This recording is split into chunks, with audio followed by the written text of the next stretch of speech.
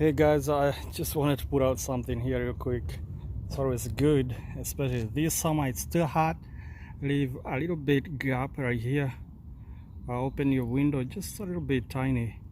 That way you have the circulation of the air on your vehicle, because I left my vehicle all windows up, and now this what happened. I thought somebody was trying to break in, but I checked everything in here. All my equipment are intact and nothing is stolen. So this is just the air that was inside here. It was expanding. Maybe this window was weak, and so what happened is it busted. So that's what I'm saying. Always good idea, just leave a little gap, just a tiny bit.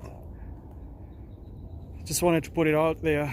Now I have a window to fix here. Man, this summer. Alright guys, stay tuned. This is Jeff Carbuoy. Make sure you hit the red subscribe button and stay tuned. I'll clean it up and probably install a new window.